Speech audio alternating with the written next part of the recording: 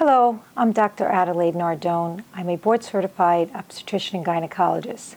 Vulvavaginal dryness is very common, and most women will experience some degree of vulvavaginal dryness in their lifetime. Probably up to 70% of postmenopausal women and up to 15% of premenopausal women. Vulvavaginal dryness is a condition whereby the external genitalia and the vagina become dry, thin, pale, fragile, and actually becomes vulnerable to trauma, infection, and even bleeding.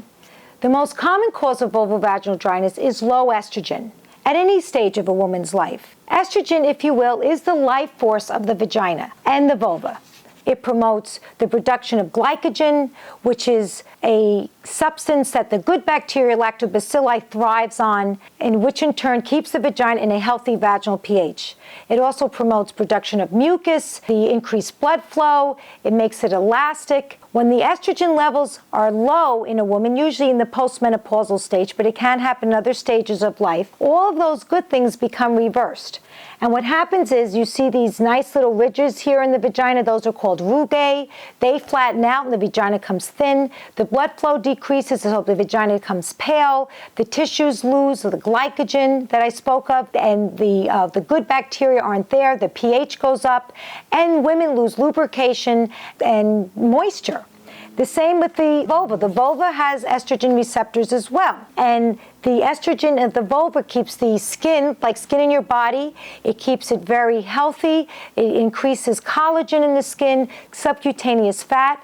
And when the estrogen levels are low, these qualities are diminished. So women notice that there's thinning of the tissues, hair loss, and just very vulnerable. The tissue becomes very fragile.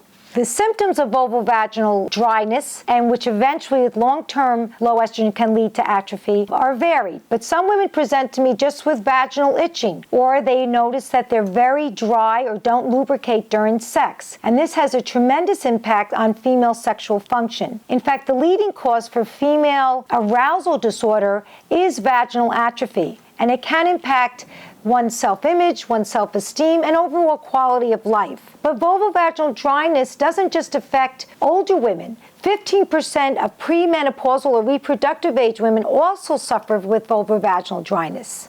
The important thing is that women address this problem. Over 60% of women are afraid to address it, and many providers fail to address it as well. I've had patients come in, and until someone asks, I say, how are you doing? How's your relationship? Are you sexually active? And one patient recently said to me, oh, doc, I am dry as sand down there, which really says it all.